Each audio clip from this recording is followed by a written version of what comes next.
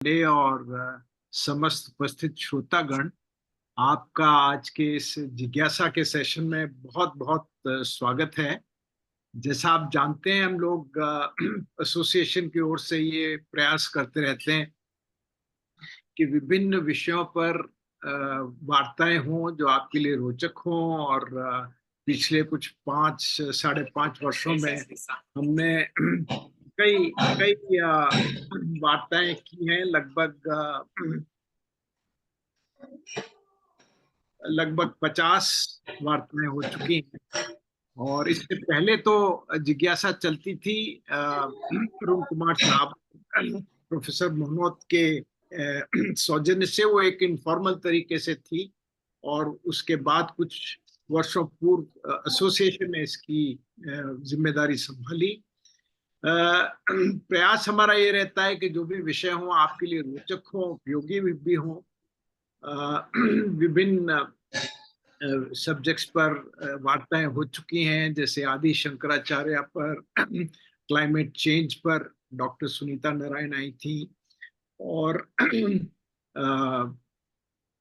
Ukraine Russia war पर, India China tensions पर।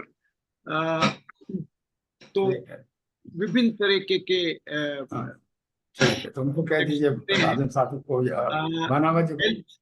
Health पर भी कुछ टॉपिक्स पहले उन पर वार्ताएं हो चुकी हैं। इस पर एक डाइटिशियन थी डॉक्टर मेधावी, उनका भी एक वार्ता रही, काफी उपयोगी रही। उनके जो पिता हैं डॉक्टर शिव गौतम, उन्होंने भी हैप्पीनेस पर एक चर्चा की थी। और आज बहुत सौभाग्यशाली हैं हम के डॉक्टर पांडे, जिनको कि आप सब लोग अच्छी तरीके से जानते ही हैं। अ, उनकी वार्ता आयुर्वेद फॉर हेल्दी एजिंग है। श्री अरुण कुमार साहब, हमारे अध्यक्ष महोदय, उनको औपचारिक रूप से इंट्रोड्यूस करेंगे। मैं तो सिर्फ ये कहना चाहता हूं कि अगर आप इनका बायोडेटा देखें तो आप तत्काल इनको कहीं ना कहीं वाइस चांसलर अपॉइंट करते हैं, क्योंकि बहुत जबरदस्त आपकी रिसर्च है और विजिटिंग प्रोफेसरशिप भी है। तो he is an intellectual amongst administrators, and I'm sure the intellectuals must be acknowledging him as a administrator amongst intellectuals. अब मैं निवेदन करूंगा अरुण कुमार साहब से कि वो सेशन का अध्यक्षता करें और फॉर्मली डॉक्टर दीप नारायण पांडे को इंट्रोड्यूस करें। धन्यवाद नरेंद्र। मित्रों, आज हमारे लिए बड़े सौभाग्य की बात है और प्रशंसा की बात है कि आज हमारे बीच एक हमारे ही एसोसिएशन के सदस्य डॉक्टर दीप नारायण पांडे जी मौजूद हैं। मैं उनका जिज्ञासा में बहुत बहुत स्वागत करता हूं। पांडे जी, आपका बहुत बहुत हार्दिक स्वागत है। Thank you sir, thank you sir. और पांडे जी का एक बहुत ही डिस्टिंग्विश्ड करियर रहा है।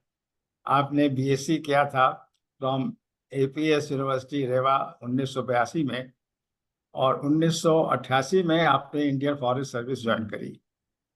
इस सर्विस में डॉक्टर पांडे ने बहुत सी महत्वपूर्ण पोस्टों पर काम किया, जिसमें स्पेशल सेक्रेटरी राजस्थान के मुख्यमंत्री के रहे आप, member secretary Rajasthan medicinal plants board रहे, member secretary state environmental impact assessment authority रहे, और राजस्थान स्टेट बायोडाइवर्सिटी बोर्ड के भी अध्यक्ष रहे। आपने अपने सेवा के दौरान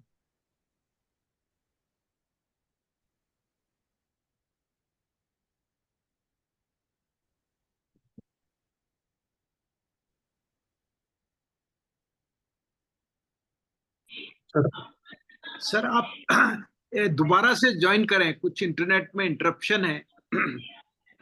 आप दोबारा से ज्वाइन करें।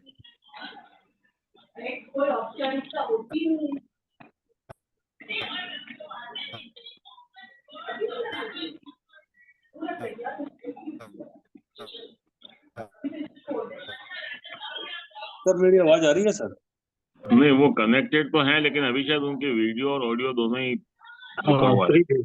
तो सर कनेक्ट हो रहे हैं, तब तक के लिए शेयर कर लेता हूँ सर। सर के सीवी का जो सबसे इंटरेस्टिंग पार्ट है सर, कि है तो फॉरेस्ट सर्विस से, लेकिन आयुर्वेद का जो हाईएस्ट अवार्ड है वो सर को मिला हुआ है। और आयुर्वेद की जो हाईएस्ट कमिटी है कंट्री लेवल पे आयुष, उसके आप एक्सपर्ट मेंबर हैं। मतलब है तो फॉरेस्ट सर्विस के, फॉरेस्ट में तो था ही था दखल, पर आयुर्वेद में इतना दखल है इस एक्सटेंट तक। और इनका पैशन है आयुर्वेद सर, मैं तो ये कह सकता हूँ कि पैशन है इनका। Naren, you can talk हाँ. to Arun on the phone I and tell him. tried. This phone is busy. I'll talk to him. Sir नहीं, वो मुझको रिकनेक्ट हो रहे हैं सर, रिकनेक्ट हो रहे हैं। हो गया रिकनेक्शन हाँ। हो गया। अब सुनाई पड़ रहा है मेरे जो हाँ जी, अब सुनाई ठीक पड़ रहा है? अब ठीक है सर। एक अब आ रही सेकंड सर आवाज, अब आ रही दोनों चीजें, आवाज हाँ। और वीडियो दोनों ही। अब आवाज ठीक है? हाँ, बिल्कुल ठीक है सर।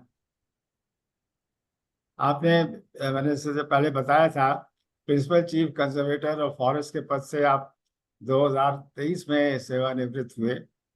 आपने फॉरेस्ट के क्षेत्र में और एनवायरमेंटल मैनेजमेंट के क्षेत्र में बहुत महत्वपूर्ण कार्य किया है। और एक आध चीज़ों का मैं जिक्र करूँगा। आप Rajasthan state action plan for climate change की ड्राफ्टिंग में एसोसिएटेड थे।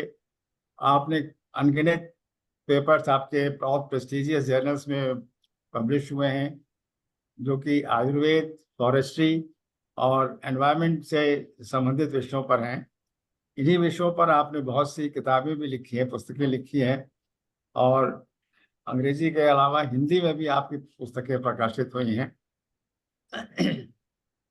आपको बहुत सारे अवार्ड मिले हैं, जिसमें जो सबसे महत्वपूर्ण मैं मानता हूँ, इंदिरा प्रियदर्शिनी विश्व वृक्ष मित्र अवार्ड 1994 में मिला, जो फॉरेस्ट्री के क्षेत्र में सबसे बड़ा अवार्ड है। आपको 2015 में धन्वंतरी अवार्ड मिला for exceptional contribution to research in Ayurveda, Rajasthan government ने दिया। फिर राजस्थान गवर्नमेंट ने आपको अपना स्टेट अवार्ड दिया 2018 में फॉर आउटस्टैंडिंग कंट्रीब्यूशन टू मुख्यमंत्री जल स्वावलंबन अभियान, जो कि पूरे देश में एक क्लाइमेट चेंज अडेप्टेशन का बहुत महत्वपूर्ण प्रोजेक्ट था। इस समय डॉक्टर पांडे जी एक विजिटिंग प्रोफेसर हैं national institute of Ayurveda Jaipur में, और chief scientist natural climate solutions senior consultant हैं TERI school of advanced studies new Delhi में। जैसे अभी नरेंद्र सिसोदिया जी ने कहा था, आपकी इतनी महत्वपूर्ण उपलब्धियां हैं कि अगर मैं उनका सबका वर्णन करूं तो शायद उनको सुनने का समय नहीं मिलेगा। तो मैं यहीं रुकता हूं, और कोई चीज़ आपकी महत्वपूर्ण रह गई हो तो उसके लिए माफ़ी चाहता हूं। और आज आपका, जैसे हम सब जानते हैं, आयुर्वेद के क्षेत्र में भी बहुत महत्वपूर्ण योगदान रहा है। तो हम उस विषय पर, जो हम सब के लिए बहुत ही रेलेवेंट है, एजिंग, हेल्दी एजिंग के ऊपर आपको सुनने के लिए आतुर हैं। अब आप अपना, हम सुनना चाहते हैं आपको, डॉक्टर पांडे जी। बहुत बहुत धन्यवाद सर। आपने सबसे पहले याद किया मुझे, और नरेंद्र सिंह साहब, बिस्सा जी और आपको विशेष रूप से धन्यवाद कहूंगा। आपने फरमाया कि कोई विशेष चीज रह गई हो। एक बहुत खास बात आपने छोड़ दी सर, एक खास बात कि मैं हो सकती है कि मैं आपके साथ लंबे समय तक टहलता रहा हूं उसमें। सही बात। तो हमारा पुलिस वन है सर, तो वही सबसे बड़ा परिचय है मेरे लिए। बहुत आपका स्नेह सदैव रहा और है। आज की जो चर्चा है वो, इसका जो मूल मोटिवेशन है वो, मुझे लगता है कि मेरी ये इच्छा रहती है कि अगर हम सब स्वस्थ और प्रसन्न रहें और एक दूसरे से मिलते रहें मुस्कुरा के, तो उससे अच्छा कुछ नहीं है। ये मुझे बहुत बहुत संतुष्ट करता है, बहुत आत्मा में संतोष देता है। तो अगर हम शुरुआत करें इस विषय की, तो एक हमारे बीच जितने भी लोग हैं, वैसे तो हम लोग शायद 300-400 मेंबर हैं, और पर अभी जो हमारे साथ 30-32 परिवार जुड़े हुए हैं, मैं ये कहूँगा, क्योंकि इसमें फैमिलीज को इनवाइट किया गया था। तो 60 साल के ऊपर के जो साथी अगर आप पाएंगे कि जिनको कोई रोग बाधा नहीं है, विशेष रोग बाधा नहीं है, छोटा मोटा तो चलता रहता है, वो उसके बिना तो जिंदगी में काम नहीं चलता, लेकिन जिनको कोई विशेष रोग बाधा नहीं है, अगर ये देखें तो उनकी जिंदगी की कुछ खास बातें होंगी जो हमारी लर्निंग का पहला सोर्स है, जो एक्सपीरियंशियल नॉलेज है, उस पर बात करूंगा थोड़ा सा। आयुर्वेदिक जो शास्त्र हैं वो निश्चित रूप से एक बहुत ही इम्पोर्टेंट संसाधन है हमारे लिए। 3 बृहत्त्रयी हैं और 3 लघुत्रयी हैं ये ग्रंथ। इसके अलावा करीब करीब अगर सिर्फ हेल्दी एजिंग पर देखें तो 17,000 से 18,000 के बीच रिसर्च पेपर हैं, और 357 करीब मेटा एनालिसिस हैं, आज सुबह का डेटा है, और 12 मेटा एनालिसिस ट्रायल्स की हैं जो हेल्दी एजिंग पर हैं। और इनको हम आयुर्वेद के विचारों से जो हैं उसको एक साथ जब मिला के देखते हैं तो मुझे लगता है कि अनुभव भी, शास्त्र भी और साइंस भी एक ही दिशा में जा रहे हैं, कोई बहुत भारी अंतर नहीं आ रहा है। तो उदाहरण के लिए यहीं से शुरू करें कि अगर आप किसी व्यक्ति को पाते हैं कि बिल्कुल स्वस्थ है 60 साल के बाद भी, तो उस व्यक्ति में कुछ लक्षण जरूर मिलेंगे उसकी जीवन शैली के, और इन 7 लक्षणों में से अधिकांश मिलेंगे, जैसे कि खाना पीना उसका दुरुस्त होगा, सब्जी भाजी अपना खाएगा, थोड़ा थोड़ा सभी तरह के भोजन एक तो मिलेंगे। दूसरा, आप पाएंगे कि काफी भारी मात्रा में नहीं खाते ऐसे लोग, बहुत ही मितासन जिसको कहते हैं, थोड़ा खाते हैं लेकिन आनंद लेके खाते हैं। तीसरा, ऐसे लोगों में आप पाएंगे कि ये दिन भर नहीं खाते रहते, इनके खाने का टाइम बिल्कुल तय होता है। बहुत मुश्किल है कि आप ऐसे लोगों को खिला सकें, मतलब जिस दिन वो खा लेते हैं तो वो कहते रहते हैं यार दिन में तुमने खिला दिया या इस समय खिला दिया, मेरा समय गड़बड़ा गया। तो समय निर्धारित कर लेते हैं। इसके अलावा अगर देखें तो पक्की तौर पर ये लोग थोड़ा बहुत टहलते हैं, व्यायाम करते हैं ऐसे लोग।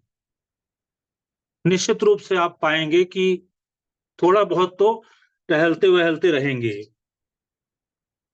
और टहलने भी ऐसी जगह जाते हैं जहां पेड़ पौधे दिखें, हरियाली हो, थोड़ी सी चिड़ियों की आवाज हो, पशु पक्षी दिखें, जो भी है आनंद लेते हैं उसका।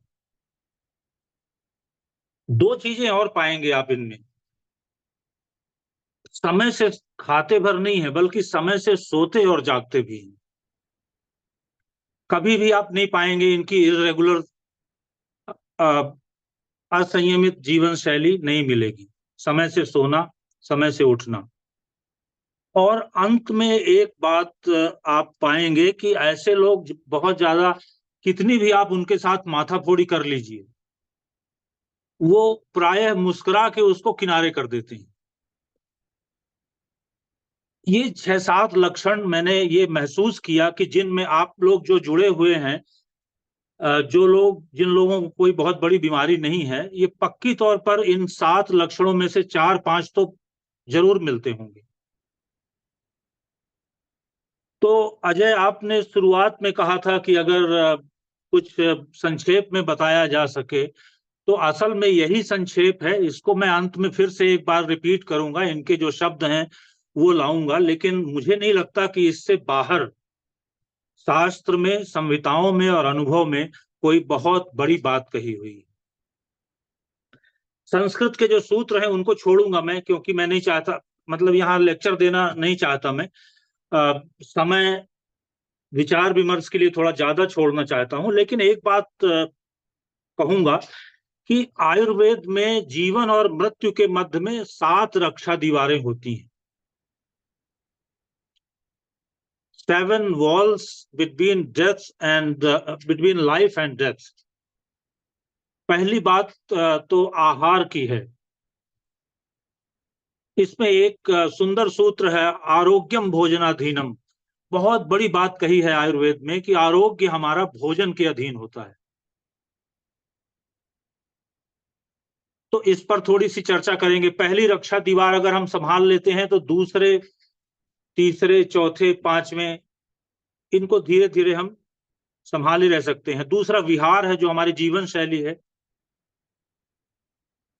तीसरा सद्व्रत है हमारे, जिसको मैंने कहा हम, हमारी इंसानियत, हमारा सोच विचार, सद्व्रत जिनको कहते हैं।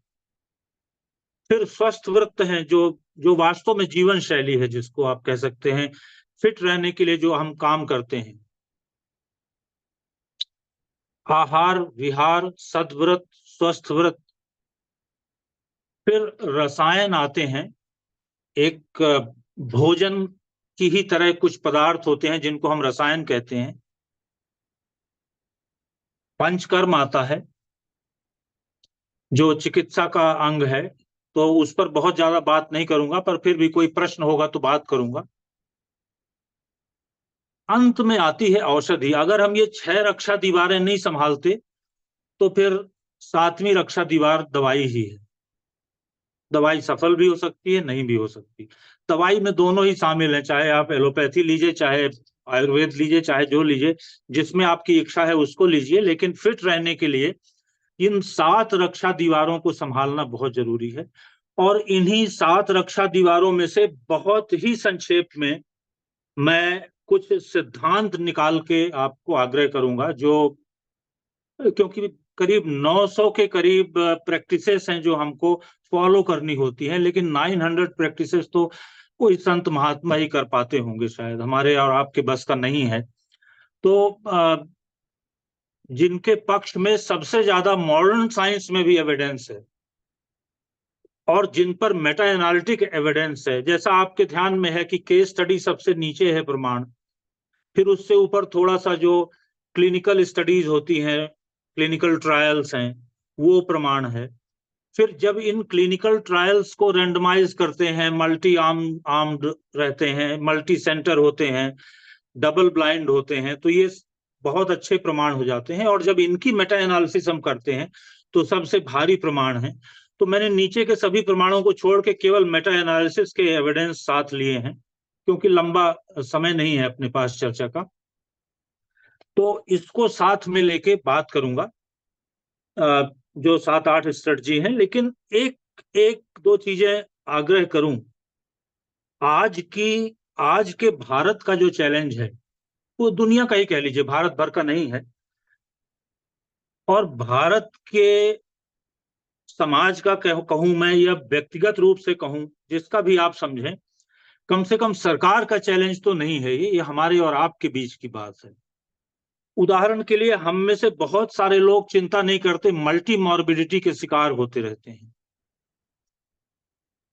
मल्टी मॉर्बिडिटी 60 के बाद अगर मल्टी मॉर्बिडिटी आप में नहीं है तो आपके ऊपर भगवान की भारी कृपा है।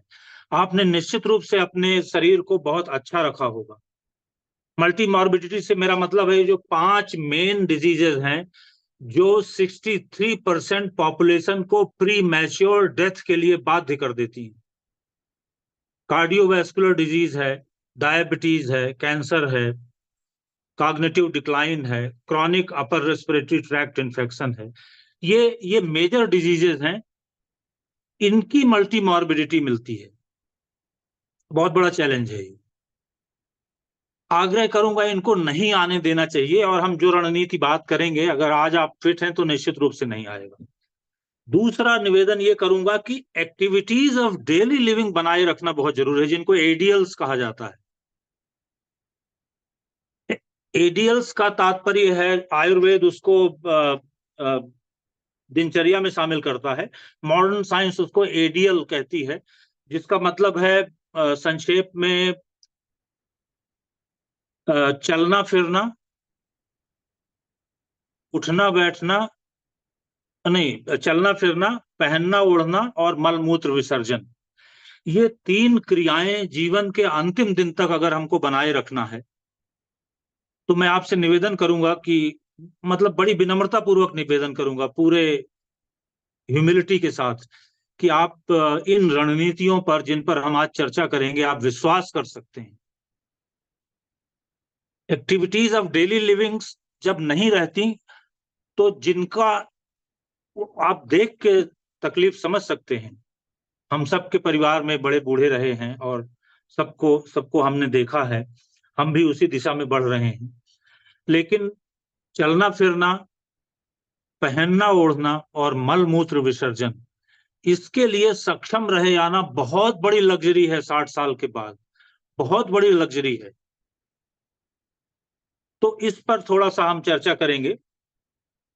और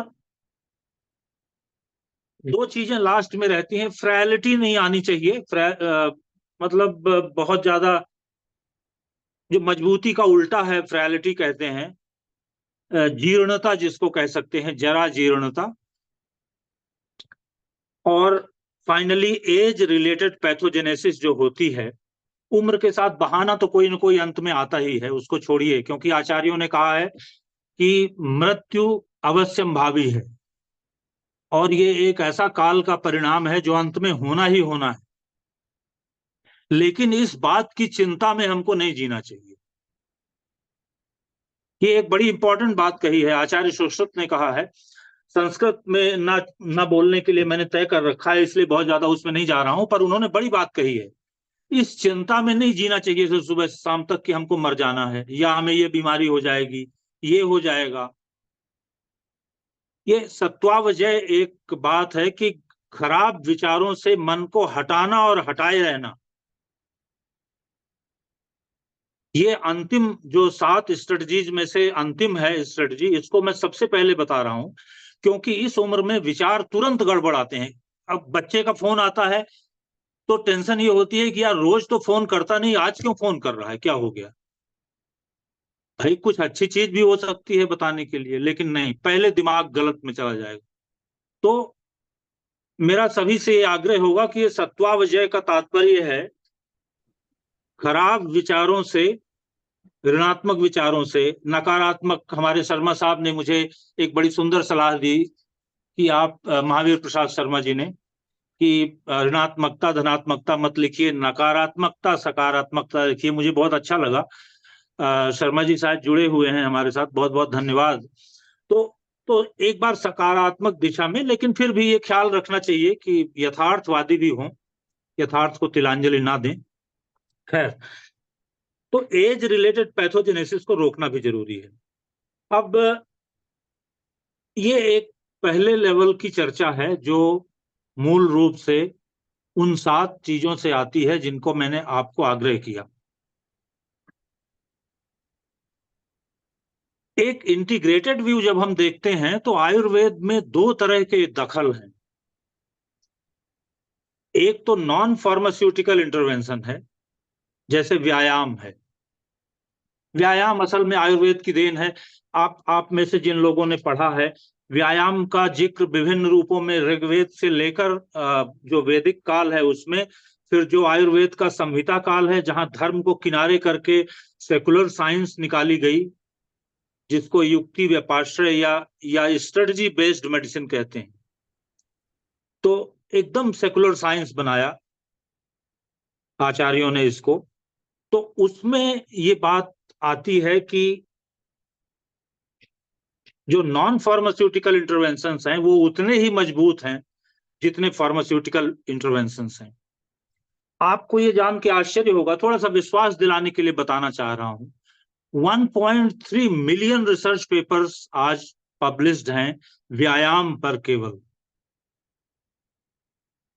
जो मेरे अपने डेटाबेस में मैंने रखा हुआ है, कभी आपकी इच्छा हो किसी भी पेपर को, मुझे 2 मिनट लगेगा आपको देने में, भेजने में।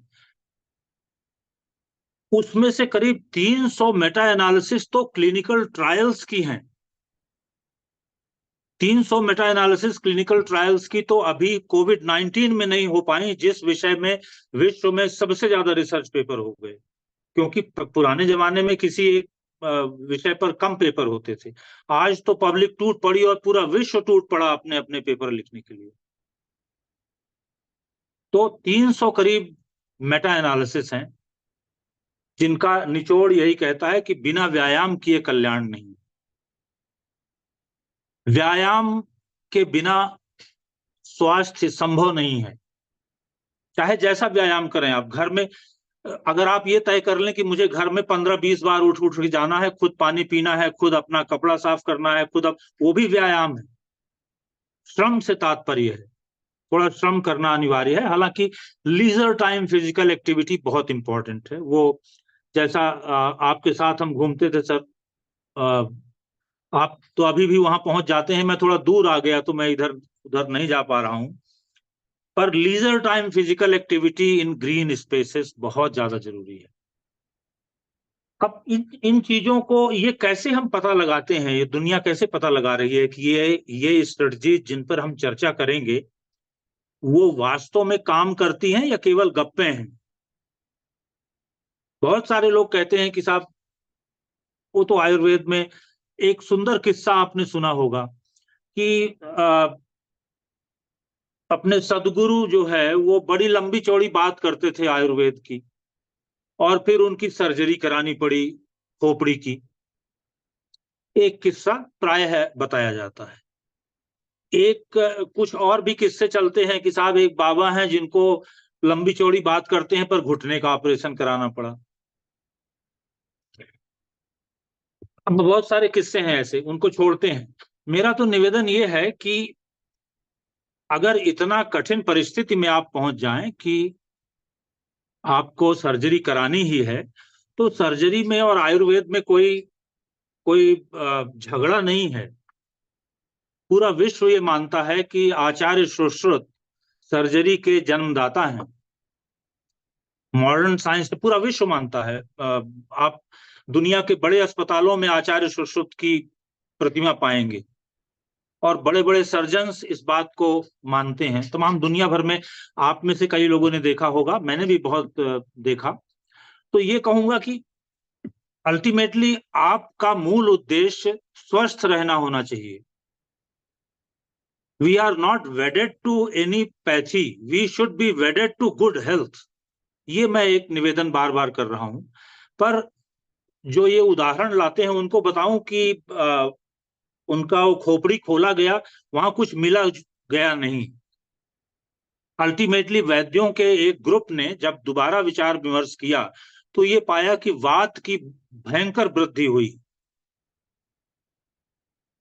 तो बुढ़ापे के कुछ लक्षणों में आ रहा हूं, उसके बाद स्ट्रेटजी में चला जाऊंगा मैं, क्योंकि मेरे पास सिर्फ 15 मिनट और हैं। उसके बाद फिर मुझे आपको विचार विमर्श के लिए देना पड़ेगा। तो असल में बचपन में क्या होता है कि जवानी में कफ मजबूत होता है, बल जिसको कहते हैं, और पित्त जो है, जो अग्नि है शरीर की, वो बहुत ही क्रूड लैंग्वेज में कहूं तो वो सम होती है। भूख भी ठीक ठाक लगती है और एक जैसी लगती है। बल, दम भी आपका लगभग एक जैसा रहता है। जो सहज बल है उसकी बात कर रहा हूं मैं, सहज बल जिसको कहते हैं। इनेट इम्यूनिटी या इनेट जो आपकी कैपेबिलिटीज हैं। कुछ कालज बल भी होते हैं, जैसे जवानी में थोड़ी मजबूती आई जाती है, और कुछ युक्तिकृत बल होता है। स्ट्रेटजी के द्वारा आप बली रहते हैं। जैसे मान लीजिए कि रोज कोई व्यायाम करता है और रोज कोई हैंड ग्रिप की प्रैक्टिस करता है। ग्रिप स्ट्रेंथ जिसको कहते हैं, ये जब तक आपकी सबसे ज्यादा मजबूत है, मजाक में मैं कहता हूं कि आपकी पकड़ जब तक मजबूत है तब तक आनंद है। तो जिसको ग्रिप स्ट्रेंथ हम कहते हैं, ये कमजोर नहीं होना चाहिए। हमारी जो ग्रिप स्ट्रेंथ है वो दुरुस्त रहना चाहिए। तो इन चीजों को लेके थोड़ा सा आप इंडिकेशंस पा सकते हैं, फ्रैलिटी ना हो, activities of daily living compromised ना हो। और अगर आप थोड़ा सा जांच पड़ताल पर जा रहे हैं, ब्लड पर और इन सब पर, तो एक ही सेंटेंस में कहूंगा कि जो बायोलॉजिकल रेफरेंस इंटरवल्स हैं वो ठीक ठाक रहने चाहिए, उनके भीतर आपके पैरामीटर्स। बाकी बहुत ज्यादा, जैसा मैंने कहा, चिंता नहीं करना चाहिए इसका। पर अगर कभी आपको ऐसा चैलेंज दिखाई पड़ रहा है तो उसको हमको तुरंत एड्रेस करना चाहिए। आग लगने में और आग लगने पर जो गति से हम बुझाने के लिए दौड़ते हैं, ध्यान दीजिएगा, शरीर में कोई जब रोग आता है तो वो शरीर में आग लगा रहा होता है, इसलिए उसी गति से उसको ठीक करना जरूरी है। मैं इसको रिपीट करूंगा क्योंकि हम इंतजार करते रहते हैं, अब देखेंगे, कल जाएंगे, परसों जाएंगे। हमारी उम्र में ये लग्जरी उपलब्ध नहीं है, जवानों को ये उपलब्ध हो सकती है। फाइनली कुछ साइंटिफिक विषयों में वैज्ञानिकों ने हॉलमार्क्स ऑफ एजिंग का पता लगाया है, जिसमें टीलोमियर लेंथ पर है या माइटोकॉन्ड्रियल डिसफंक्शन पर है, जिन दोनों को फॉर्चुनेटली रसायन से संभाला जा सकता है। तो ये एक थोड़ा सा इंट्रोडक्शन के बाद मैं आता हूं आपके हितासन पर कुछ बात करूंगा कि हितकारी आहार क्या हो सकता है। बेहद संक्षेप में अगर मैं बात करूं तो प्रतिदिन, थंब रूल जिसको कहते हैं, प्रतिदिन अगर संभव ना हो तो कम से कम हफ्ते में आपके भोजन में 30 तरह के पौधों के प्रोडक्ट होना चाहिए। मसाले, सब्जियां, फ्रूट्स, कम से कम 30 species of fruits, seeds, spices, grains, जो भी आप समझें। और इसमें भी होल ग्रेन का होना बहुत जरूरी है, क्योंकि होल ग्रेन्स के साथ फाइबर है। तो इसमें अगर एक याद रखने वाली बात आपको आग्रह करूं तो निवेदन ये करूंगा कि आपका भोजन जो है वो 3 बार से ज्यादा आग में नहीं जाए, ये भी ख्याल रखना है।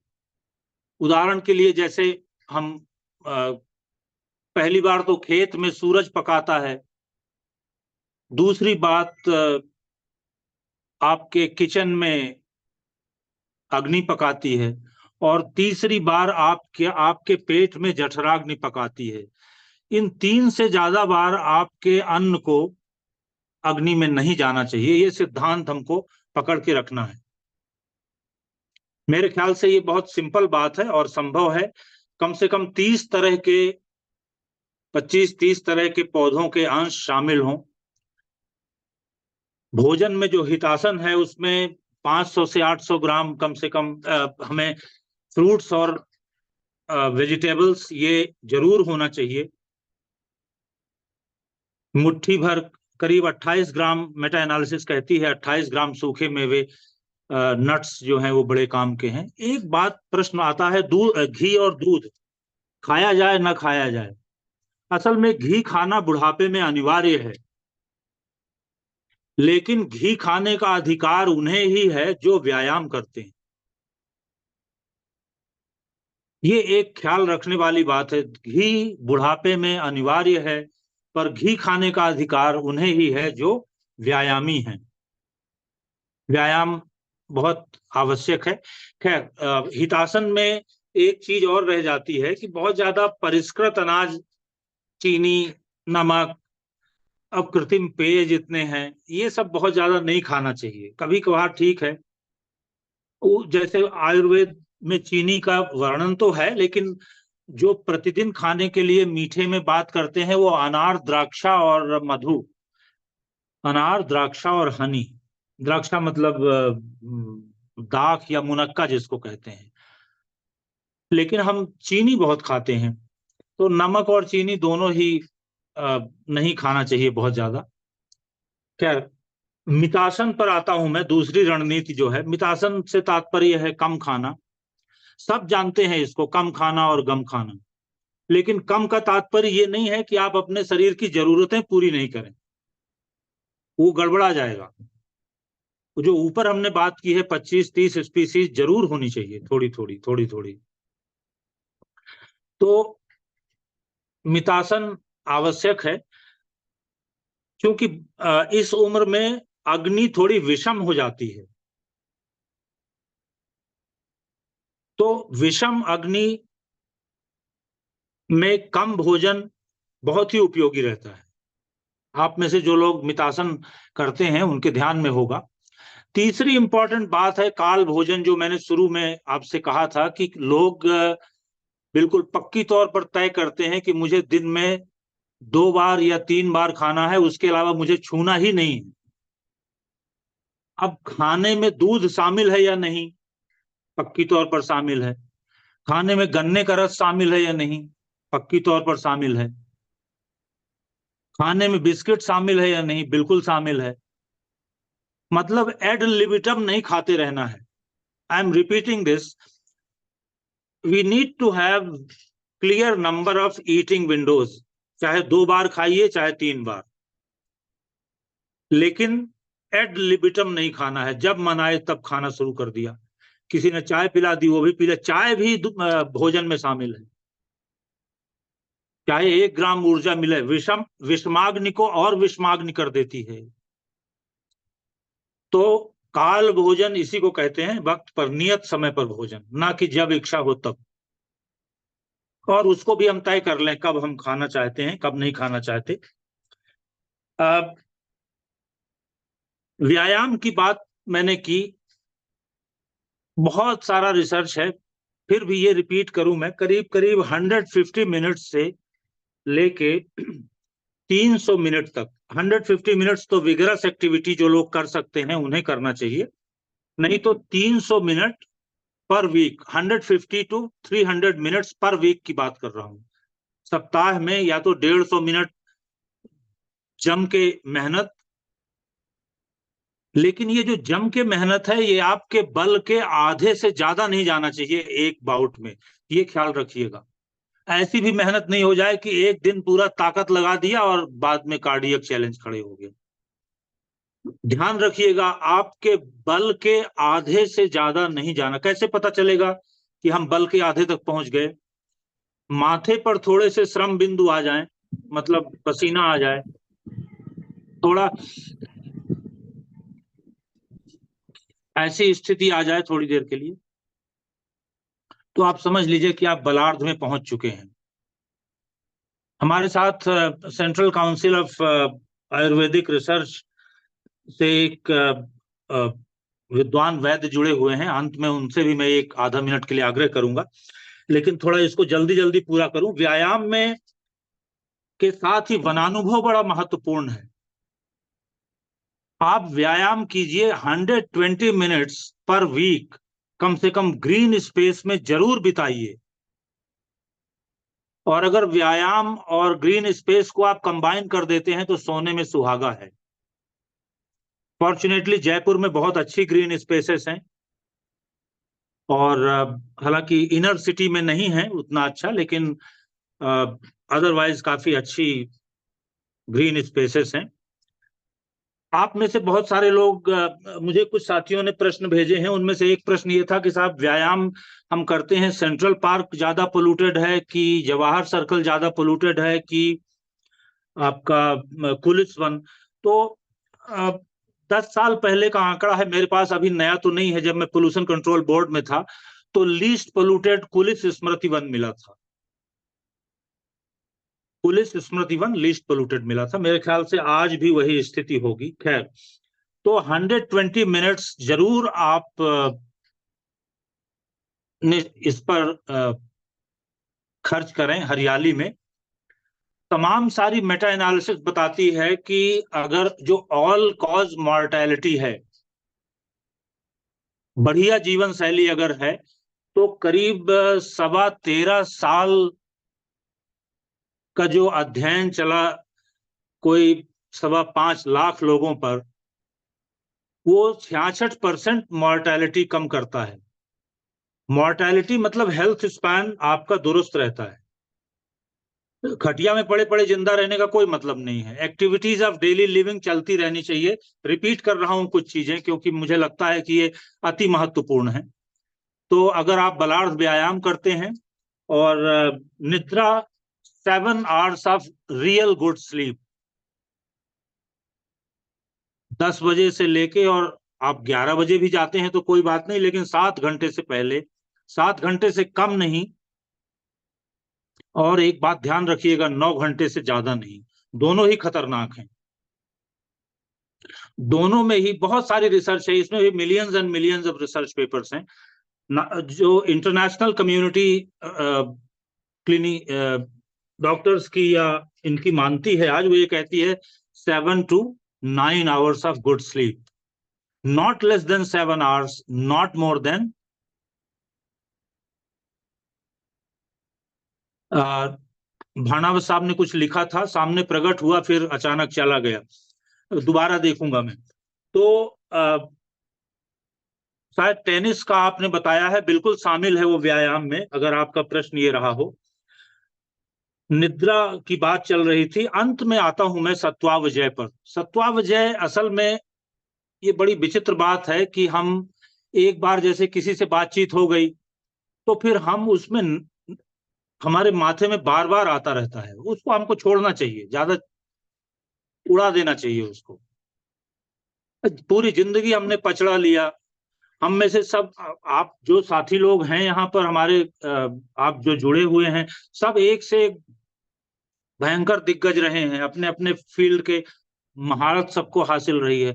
अब छोड़िए, अब वो टाइम किसी और का है। हमें और आपको आनंद लेना चाहिए, वनानुभव लीजिए, प्रकृति का अनुभव लीजिए, व्यायाम कीजिए। वहां पर आप प्राणायाम भी कर सकते हैं, वहां आप योगासन भी कर सकते हैं, आप घर में थोड़ी बहुत बागवानी भी कर सकते हैं। बहुत सारी चीजें हैं जो शामिल हैं, बहुत लंबा, चूंकि समय नहीं है तो मैं चर्चा नहीं कर पा रहा हूं, पर सत्वावजय की बात करूंगा जरूर थोड़ी देर के लिए, कि उटपटांग चीजों से अपने को हटाना है, दिमाग को, और हटाए रखना है, और बैठे नहीं रहना है। जीवन शैली पर आता हूं मैं, थोड़ा सा और बता दूं।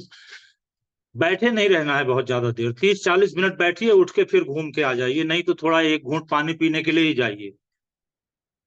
इसके अलावा छोटे मोटे काम अपने से करने हैं। तमाम आप वैसे ही वाइज हैं, लेकिन जो रियल विजडम है, साइकोलॉजी जिसको विजडम कहता है, उसमें फिर से 7-8 चीजें शामिल हैं। 7-8 चीजें ये शामिल हैं कि आपको सहिष्णु होना जरूरी है, सत्वावजय की बात है। आपका व्यवहार समाजोन्मुखी होना जरूरी है। आप कहेंगे कि ये हेल्थ में कहां से आ रहा है? ये हेल्थ में इसलिए आ रहा है कि न केवल आयुर्वेद इसकी चर्चा करता है, मॉडर्न साइंस की जो क्लिनिकल प्रैक्टिसेस हैं वो भी चर्चा करती हैं। लैंसेट में रिसर्च पेपर्स हैं, new England journal of medicine में है। तो ये एक जो सहिष्णुता है, अनिश्चितता के रहते हुए भी निर्णय लेने की क्षमता तुरंत हो जाए, प्रो सोशियलिटी है आपकी, जिसमें आत्मनियंत्रण है, ऑफ कोर्स तत्परता है, सलाह अगर कोई मांगता है तो पूरे मन से सलाह देना। स्पिरिचुअलिटी, आप लोगों में से जो लोग मानते हैं, स्पिरिचुअल हैं, स्पिरिचुअलिटी अपने आप पर विश्वास से लेकर और ईश्वर तक विश्वास, बहुत लंबा स्पेक्ट्रम है। अगर आपका अपने आप में बहुत बड़ा विश्वास है, वो भी स्पिरिचुअल है, और अगर आपका ईश्वर पर विश्वास है, वो भी स्पिरिचुअलिटी है। रिलीजन पर मैं बहुत ज्यादा फोकस करता नहीं हूं। मुझे लगता है कि परोपकार सबसे बड़ा धर्म है, उससे बड़ा कोई धर्म नहीं है, और आत्मनियंत्रण से बड़ा कोई नियंत्रण नहीं है। अगर हम खुद को ही नियंत्रित नहीं कर पाए तो दुनिया को क्या खाक नियंत्रित करेंगे? तो ये कुछ चीजें मुझे आपसे बात करनी थी। मैं प्रश्न उत्तर के लिए छोड़ रहा हूं आगे का समय। अगर आप, बहुत ही संक्षेप में मैंने बात कही है, लेकिन पूरे प्रमाण के साथ मैंने एक फाइल शेयर की है ग्रुप में, जो पहले दिया था। आप प्लीज उसको पढ़िएगा, उस पर आपको प्रमाण भी मिलेगा, बातें भी मिलेंगी। पर बिस्सा साहब का और सनोडिया साहब का आमंत्रण था, उसको मैं ठुकरा नहीं पाया, और मुझे लगा कि आप सबसे मुलाकात होगी, तो कोई नई बात मैंने नहीं बताई, लेकिन आपको आपका माथा झकझोर रहा हूं कि ज्ञान तो बहुत है, काम से जोड़ना जरूरी है। ये मंत्र मैं पढ़ूं बिल में हाथ थूं दे, राजस्थानी में एक कहावत है बड़ी सुंदर, पंडित जी लोगों वाली, कि हाँ मंत्र मैं पढ़ूंगा बिल में तो तुम हाथ दे के सांप निकालो, वो काम इसमें चलता नहीं है। बहुत बहुत धन्यवाद sir, thank you so much. बहुत बहुत सुंदर पानी जी, आपने बहुत बढ़िया, बड़ा मतलब वाइड कैनवस है, फिर भी आपने उसको बहुत सूक्ष्म में बता दिया, मोटी मोटी बातें। मैं एक चीज मेरे जो दिमाग में पूछना चाहता हूँ, आपने कहा कि भोजन का निश्चित समय होना चाहिए, मगर मैंने ये देखा है जब ज्यादा उम्र हो जाती है 90 के ऊपर, तो एक साथ नहीं खा पाते हैं, तो ये लोग एडवाइस करते हैं साहब थोड़ा थोड़ा दिन में कई बार ले लीजिए। एक तो इस पर आप क्या वो जानना चाहता हूँ, और दूसरा फिजिकल एक्टिविटी तो आपने बताया बहुत इम्पोर्टेंट है, मगर मेरे हिसाब से मेंटल एक्टिविटी भी बहुत इम्पोर्टेंट है। कुछ सीरियस चीजें पढ़ना, कुछ पजल्स करना, कुछ उस तरह की एक्टिविटी जिसमें दिमाग का उपयोग हो, वो दो चीजें मैं आपसे सामने रखना चाहता हूँ। आपने बड़ी इंपॉर्टेंट बात फरमाई है सर। पहली बात तो यह है कि जो काल भोजन के सिद्धांत हैं उसमें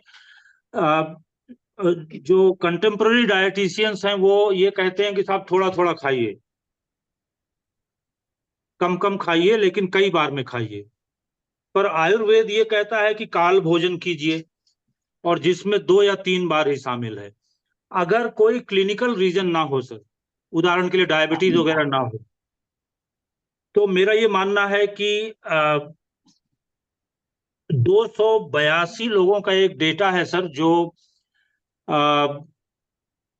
ऑक्टाजेनेरियन हैं, उनका डेटा ये कहता है कि वो या तो 2 बार या 1 बार 24 घंटे में खाते हैं। तो ये उस आंकड़े को आज से साझा कर रहा हूं, बहुत ज्यादा इस पर कह नहीं पा रहा हूं, क्योंकि अगर आदत में है कि 5 बार खाना है तो फिर उसको 5 कर दिया जाए, कोई बात नहीं, पर काल भोजन 2 बार से ज्यादा ना हो, ये प्रयत्न हमें करना चाहिए। दूसरी बात आपने बड़ी इंपॉर्टेंट कही है सर, कि मेंटल एक्टिविटी बहुत जरूरी है। सत्वावजय असल में बहुत सारी चीजें इसमें शामिल हैं, और योग का पूरा जो चैप्टर है कह लीजिए, या पूरे योग की क्रियाएं हैं, वो सारी की सारी सत्वावजय में समाहित हो जाती हैं। तो मेरा निवेदन यह है कि आपने बहुत अच्छी महत्वपूर्ण बात याद दिलाई है, मैं उसको छोड़ रहा था जल्दीबाजी में, पर फिजिकल और मेंटल वेलबीइंग के लिए ये अनिवार्य है। आपने बिल्कुल सही कहा है, हम कुछ पढ़ें, लोगों को पढ़ाएं या बताएं, उनको मदद करें। तो यही मुझे निवेदन करना था सर। नहीं, मैं फिर आपसे पहले वाले प्रश्न में जाता हूँ, क्योंकि मेरे घर में 90-95 की उम्र वाले कई लोग हैं और मैंने उनको देखा है। तो एक साथ, जैसे आपने कहा कि लंच पे खा लिया, ब्रेकफास्ट खा लिया, डिनर कर लिया, एक साथ ज्यादा नहीं खा पाते, तो उनको फिर कहते हैं कि भाई आप 2-2 बिस्किट 4 बिस्किट कुछ पी लीजिए, 4-5 बार 2-2 3-3 घंटे पे उनको ऑफर करते हैं, वो ले भी लेते हैं। बिल्कुल ठीक है सर। 90 हाँ, मैं 90-95 की उस उम्र की बात कर रहा हूँ। एकदम बिल्कुल ठीक है सर, क्योंकि आयुर्वेद में एक सिद्धांत है ओक साथ में हो जाने का। तो उनको ये आदत ओक साथ में हो चुकी है, और 90 वर्ष तक जो जी चुका है सर, उसको अब किस बात की चिंता है। कोई सब नियम से परे हो गए, वो नियम से परे हो गए, उनकी एक्टिविटी ऑफ डेली लिविंग आप बनाए रखिए सर, उसी में आनंद। बस बस बस, और लोगों के प्रश्न होंगे जरूर। सर नमस्कार। नमस्कार भाई। सर आपसे जो ज्ञान प्राप्त हुआ वो तो चल ही रहा है, उसके बाद मैं कई हेल्दी ग्रुप से जुड़ा हुआ हूँ सर, जो हेल्दी लाइफस्टाइल के लिए काम कर रहे हैं। उसमें 3-4 चीजें निकल के आई हैं। एक तो इंटरमिटेंट फास्टिंग की बात करते हैं सर, तो 16 घंटे का गैप रहना चाहिए, वो भी मैंने आजमा कर देखा, वो भी ठीक लगता है सर, वर्क्स वेल। एक आइडियोलॉजी है कि ओनली फ्रूट डाइट, एक बार में आप एक ही फ्रूट लीजिए, केला खा रहे हैं तो 2-3 केले खाइए, 2 घंटे बाद में दूसरा फ्रूट, एंड टोटल आप ओनली ऑन फ्रूट्स, उससे भी काम चलता है। वो भी मैंने 7-8-10 दिन करके देख लिया सर, उससे भी काम चल जाता है। एक थ्योरी ये है कि ओनली ड्यूरिंग सन टाइम, जिस टाइम सुबह से लेकर शाम तक धूप है, उसी टाइम खाना, धूप पे बैठ के नहीं, मतलब धूप होनी चाहिए, सन डे टाइम में खाना चाहिए। तीनों के बारे में थोड़ा बताएं सर। एक त्रिफला के बारे में बताएं सर कि is it advisable regular basis पे रोजाना लाइफ लॉन्ग लेने के लिए? बिकॉज हमारे पड़ोस में एक सज्जन रहते हैं, हमारे पापा की एज के थे, 94-95, और वो 20 साल से 25 साल से ले रहे हैं, और उनका कहना है कि मैंने 14 साल तक लगातार लिया, तो आप ये मान लो कि मेरे को उसके बाद से मतलब वही लेवल है उनकी ऊर्जा का। और एक अग्निहोत्र अगर आप टच कर सकें, क्योंकि भोपाल में एक आश्रम है, माधव आश्रम, आपने सुना होगा, जो यूनियन कार्बाइड ट्रेजेडी के टाइम पे सरवाइव किए थे 7 फैमिलीज, जो 30,000 कैजुअलिटीज हुई और 5 लाख लोग डिसेबल हुए। तो उसके 1 किलोमीटर पेरीफेरी में 7 फैमिलीज बची थी, तो उनने एक माधव आश्रम कायम किया, और उनने अग्निहोत्र टेक्निक को कंट्री वाइड आगे बढ़ा रहे हैं। एक उसके बारे में भी, यज्ञ का एक रूप है, लेकिन वो सनराइज और सनसेट के साथ में, अगर इस पे भी आप कुछ प्रकाश डाल सके। बहुत बहुत धन्यवाद। ठीक है अजय, मैं अभी केवल आपके पहले वाले हिस्से पर चर्चा करूंगा, क्योंकि अग्निहोत्र बहुत बड़ा विषय है और मैं उस पर अभी फिलहाल नहीं चर्चा करूंगा। मेरा आग्रह ये है कि तरह तरह की स्ट्रेटजीज निकल के आई खाने पीने की, लेकिन अंत में सारी की सारी काल भोजन पर आकर टिकती हैं। तो काल भोजन से बड़ी कोई स्ट्रेटजी नहीं है। और एक रिव्यू पेपर हमने लिखा, जो हमारी टीम में देश के नामी 25-30 वैद्य थे, उसमें हमने सारी रिव्यू किया। तो वो रिव्यू के बाद अंत में ये निकल के आता है कि काल भोजन के टक्कर की कोई रणनीति नहीं है। तो जहां तक संभव हो 2 बार भोजन लीजिए, अगर नहीं संभव है तो 3 बार लीजिए। और अगर जैसा सर ने अभी आदरणीय अरुण कुमार साहब ने कहा 90 से ऊपर हो गए हैं, तो जो मन आए वो करिए, मौज करिए, बहुत ज्यादा तकलीफ देने की जरूरत नहीं है। दूसरी बात, एक तरह का भोजन खाना उचित नहीं है। साइंटिफिक स्टडीज ये कहती हैं कि गट ब्रेन एक्सिस बेहद मजबूत है। गट ब्रेन एक्सिस बहुत मजबूत है, गट और एंडोक्राइन सिस्टम का एक्सिस बहुत मजबूत है, और गट माइक्रोबायोटा अल्टीमेटली तो तमाम तरह की पैथोजेनेसिस के लिए जिम्मेवार है। इसलिए 25 से 30 तरह के प्लांट डेराइव्ड फूड मटेरियल ये आपको हफ्ते में जरूर खाना चाहिए। तो एक तरह के फास्टिंग में मैं उस पर नहीं जाना चाहता। मैंने पेपर पढ़े हैं काफी उसके, क्योंकि जब हम काल भोजन को रिव्यू कर रहे थे तो हमको ये समझना जरूरी था, टाइम रेस्ट्रिक्टेड ईटिंग की बात है या इंटरमिटेंट फास्टिंग की बात है। इंटरमिटेंट फास्टिंग आयुर्वेद में तब ली जाती है जब आप पंचकर्म करा रहे थे, संसर्जन क्रम कहलाता है। और संसर्जन क्रम बिना वैद्य के साथ और बिना वैद्य की सलाह के नहीं पढ़ना चाहिए।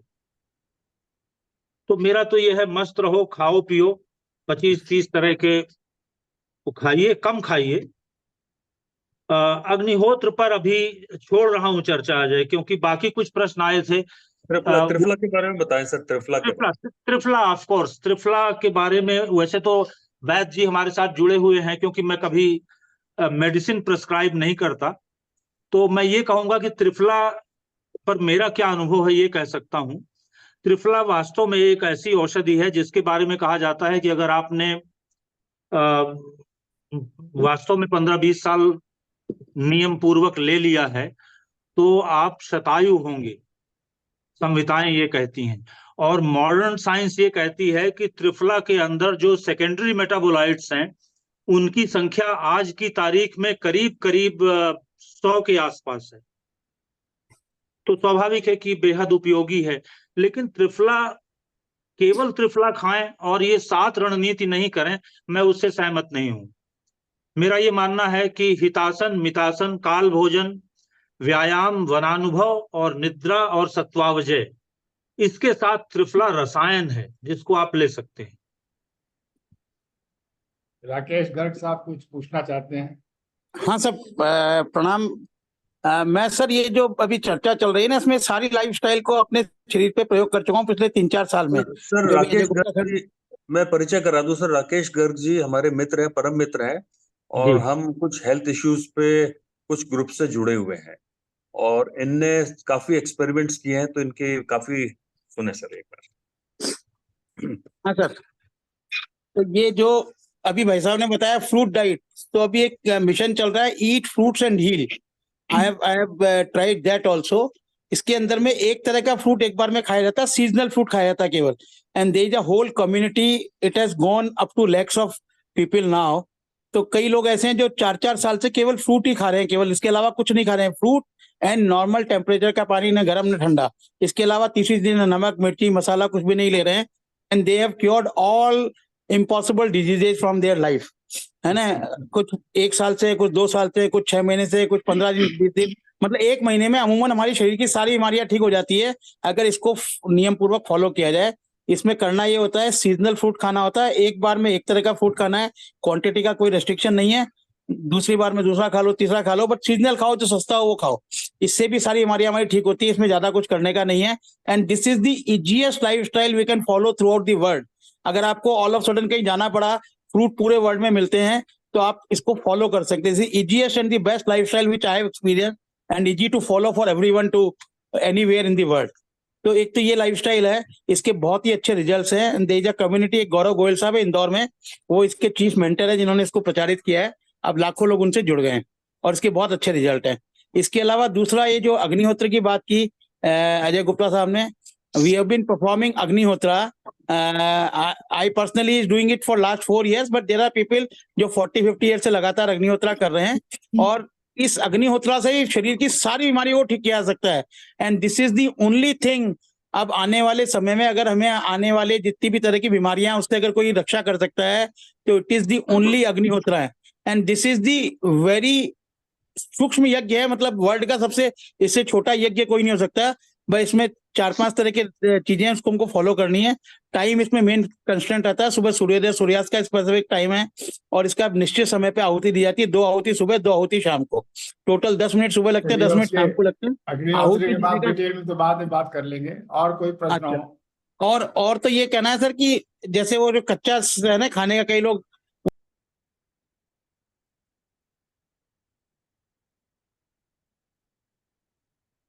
डॉक्टर साहब, डॉक्टर अग्रवाल हमारे साथ जुड़े हुए हैं। अग्रवाल साहब, आप कुछ कहना चाहेंगे? थोड़ी देर, 1-1.5 मिनट। नमस्कार सर, सभी को बहुत बहुत नमस्कार। मेरी आवाज आ रही है सर? हाँ हाँ। तो मैं तो सर बहुत ही छोटी कड़ी हूँ इस कार्यक्रम की शायद इस कुछ कहने के लिए। बाकी आपने जो बताया वो तो हम बरसों से पढ़ ही रहे हैं, और अभी स्पेशल जो एक जिज्ञासा का जो एक कार्यक्रम की कड़ी में आपने जो बताया स्पेसिफिकली जराजन्य रोगों के निवारण के लिए, और मुझे आवाज लगता आपकी है, हल्की आ रही है। और मुझे व्यक्तिगत तौर पे लगता है कि ये जो उपाय सर ने जो बताया ये सिर्फ जरावस्था तक सीमित भी नहीं है, ये मतलब युवावस्था के लिए, उससे पहले के लिए भी उतने ही महत्वपूर्ण और कारगर हैं जितने की जरावस्था में। और बाकी जो आहार से संबंधित जो सर ने जो 7 फैक्टर बताए जराजन्य रोगों के निवारण के लिए या उनसे बचने के लिए, उसमें से अगर आप देखा जाए मोटे मोटे तौर पर 7 में से 3 तो ऐसे ही हैं कि जो आहार से संबंधित है डायरेक्टली, हिताशन मिताशन और कालभोजी। उसके बाद एक है जो फिजिकल एक्टिविटी से संबंधित है, एक है जो मानसिक अवस्था से रिलेटेड है, और एक है जो निद्रा। तो आयुर्वेद के अंदर भी 3 जो उपस्तंभ बताए गए, आहार निद्रा ब्रह्मचर्य। तो कुल मिलाकर सर जो भी बोलते हैं या लिखते हैं बहुत ही एविडेंस बेस्ड होता है। और मैं लगभग 20 सालों से आयुर्वेद का छात्र रहा हूँ, अभी भी हूँ, और अभी स्पेसिफिकली रिसर्च के फील्ड में हूँ। तो मुझे लगता है कि सर का एक एक जो लेख है, जो कि आप सब जानते हैं राष्ट्रदूत पेपर में पिछले, और उन लेखों के माध्यम से ही मैं सर के संपर्क में आया था। एक एक लेख अपने आप में एक critical review appraisal type paper की तरह आप उसको उस विषय पे मान सकते हैं। और इवन कई बार तो समय अभाव की वजह से कहीं बोलना होता है कुछ, और उस पर अगर सर ने पहले से लेख लिख रखा है तो वो ही हमारे लिए पर्याप्त होता है बोलने के लिए। तो और दूसरी जो महत्वपूर्ण बात, जो कि शायद इस आज की चर्चा का एक हार्ट भी उसे कह सकते हैं, कि linking the knowledge to the action, जो सबसे जरूरी है। अगर हम ज्ञान की चर्चा कर लें, एविडेंस की भी बात कर लें, लेकिन उसको अगर लिंक नहीं कर पाएंगे अपने कर्म से या एक्शन से, तो फिर उसका कोई ज्यादा मतलब नहीं रह जाता। तो बाकी तो जो भी डिस्कशन सर का हमेशा रहता है, वो स्टूडेंट हैं, चाहे एकेडमिशियंस हैं, रिसर्चर्स हैं, क्लिनिशियंस हैं, इवन एडमिनिस्ट्रेटर हैं या जनरल पब्लिक है, सबके लिए है कुछ ना कुछ उसमें फायदे की बात छिपी होती है। और बाकी आज का जो स्पेसिफिक टॉपिक जो जरा से रिलेटेड था, तो इसके ऊपर मैं सीसीआरएस का एम्प्लॉय हूँ, तो सीसीआरएस की एक जर्नल है, इसके स्पेशल इशू रसायन पे और जरावस्था से संबंधित पेपर्स के लिए अभी मई जून में निकलने वाला है। और फ्यूचर में एक चीज और जो मैं थोड़ा सा वे फॉरवर्ड कह सकते हैं उसको, कि जरावस्था किसको माने, इसके ऊपर भी काम हम करने की सोच रहे हैं। जो शास्त्रों के अंदर जो परिभाषा आई है या जो है, वो सब आजकल प्रैक्टिकली उतनी, जैसे मान लीजिए 40-45 में भी जरावस्था के लक्षण आने लग जाते हैं, तो 60 तक इंतजार करना जरावस्था का और फिर सोचें कि उसके बाद कुछ करेंगे, या 60 के बाद अपने आप को वृद्ध मानेंगे, वो भी ठीक नहीं है। बहुत देर देर हो जाती है बहुत शायद उसमें। तो आयुर्वेद के अंदर ही बहुत सारी चीजें लिखी हुई है, जिससे कि आप व्यक्ति खुद को भी एसेस कर सकता है, या हम दूसरों को भी एसेस कर सकते हैं कि ये वृद्ध वाली कैटेगरी में आ गए हैं नहीं आ गए हैं, और उसके हिसाब से क्या कब हमें स्टेप लेने की जरूरत है, उसके ऊपर भी हम काम करने जा रहे हैं। बाकी आज का जो भी सेशन था, मैंने सुबह जस्ट पांडे सर का मेरे को मैसेज मिला, तो मुझे पता चला कि ऐसी कुछ चर्चा होने वाली है, तो मैं उससे जुड़ गया। हमेशा की तरह बहुत ही लाभान्वित करने वाला ये सेशन है। और भारावत जी कुछ कहना चाह रहे हैं? नहीं सर, मैं तो खाली जो अभी दो सवाल जो किए बाद में जो कहा गया पांडे साहब के बाद, क्योंकि पांडे साहब ने बहुत अच्छी तरह, बहुत उनकी बात से तो कोई दो राय हुई, जो बातें बताई सारी हम लोग में से कई चीजें जो मानते हैं, कुछ लोग जानते हैं लेकिन करते नहीं हो, करने की कोशिश करेंगे सुनने के बाद। अब एक चीज जो आती है ये है, आजकल जैसे अभी फल की बात की, केवल फल खा ले सारी बीमारियों के इलाज हो जाएगा, अग्निहोत्र कर ले सारी बीमारी का इलाज हो जाएगा। आजकल ये जो अलग अलग जो दावे किए जाते हैं, उस दावों के परिप्रेक्ष्य में हमारे जैसा सामान्य बुद्धि वाला व्यक्ति तो बड़ा असमंजस में पड़ जाता है और कंफ्यूज हो जाता है कि एक तरफ कह रहे हैं 30 बातें होनी चाहिए, 30 तत्व होने चाहिए, एक तरफ कह रहे हैं कुछ भी खाली फल खा लो उससे काम चल जाएगा, तो फलों में तो सारी आवश्यकताएं पूर्ति नहीं होंगी। तो मैं शायद आजकल भ्रम की स्थिति इसी कारण है कि सब अपने अपने तरह से इतने दावे इतने मजबूती से करते हैं जैसे वही सबका इलाज है। तो पांडे साहब कुछ कहें और कोई कहे तो मतलब क्योंकि पांडे साहब ने बातें जो कही वो तो मुझे बहुत सारी बहुत अच्छी लगी। केवल एक थी कि ये भूख लगने पे खाना चाहिए, समय पे खाना चाहिए, समय के अनुसार। थोड़ा ये मन में कभी कभी आता है कि जब भूख नहीं लगती है, समय हो गया इसलिए खा लें, जब भूख लगे तब खाएं, बस ये दो चीजें उसको स्किप करना चाहिए। आपने बड़ा इंपॉर्टेंट बात पूछी है, मुझे बताना चाहिए था। अगर आपका काल आ गया है भोजन का लेकिन भूख नहीं लगी है तो उसको उड़ा देना चाहिए। तो वो पहली बात तो ये है। दूसरी बात ये है सर, देखिए मेरा व्यक्तिगत इसमें मत ये है कि 5-6 हजार साल तक हमारे पुरखों को इस आयुर्वेद ने स्वस्थ रखा है और हमको यहाँ तक लेके आया। मॉडर्न साइंस तो 200 साल पुरानी है हेल्थ की। तो पहली बात तो ये कहूंगा कि ये जो संहिताएं हैं ये केवल लिख नहीं दी गई, एक के बाद एक के बाद एक के बाद एक 54 ग्रंथ, जो 57 ग्रंथ हैं शायद आज जिनको मान्यता प्राप्त है, तो उसमें जो बात कही गई है वो तमाम आचार्यों के ज्ञान का, अनुभव का निचोड़ है। एक बात तो ये है। दूसरी बात ये है कि जो भी बात जैसे अजय ने बताई या हमारे गर्ग साहब थे शायद उन्होंने बताया, मेरा ये कहना है कि अगर आप मॉडर्न साइंस में जा रहे हैं तो फिर क्लिनिकल ट्रायल्स में जाइए। ऐसा कोई क्लिनिकल ट्रायल मेरे ज्ञान में नहीं है अभी। बाकी केवल पानी पी के भी लोग जीवित रह लेते हैं। बहुत से संत हैं जो केवल पानी पी के जिंदा रह लेते हैं। उदाहरण के लिए एक क्लिनिकल ट्रायल अभी हुआ वाटर फास्टिंग पर, बहुत ही गजब का है। उसमें 3 दिन तक की अगर आप वाटर फास्टिंग करते हैं कोई फर्क नहीं पड़ेगा। 3rd डे से 7th डे के बीच जो वाटर फास्टिंग में जो मेटाबॉलिक चेंजेस आते हैं उनमें भारी अंतर आता है। तो अगर कुछ इस तरह का है तो मैं साथियों से कहूंगा कि इस ज्ञान को जो क्लिनिकल ट्रायल्स हुए हैं उनको हमारे बीच साझा करें ताकि हम देख सकें, क्योंकि केवल फ्रूट्स के भरोसे काम नहीं चलता। जो हितासन है वो केवल फ्रूट्स के भरोसे काम नहीं करेगा। हितासन में घी दूध भी शामिल है, हितासन में अनाज भी शामिल है, मधु शामिल है, फ्रूट्स हैं, वेजिटेबल्स हैं, नट्स हैं, सीड्स हैं, और ये सारे के सारे आयुर्वेद में भी वर्णित हैं और मॉडर्न साइंस भी उसको कहती है। तो मैं व्यक्तिगत रूप से अगर सहमत भी हो जाऊं अजय जी से या जो हमारे साथी ने कहा, तो मेरा साइंस मुझे सहमत नहीं होने देगा फिलहाल। सिसोदिया यही जी, निवेदन आप करना है। सिसोदिया जी को थैंक यू। कोई कमेंट? सिसोदिया जी कहाँ चले गए? कुमावत जी आपको कुछ पूछना है?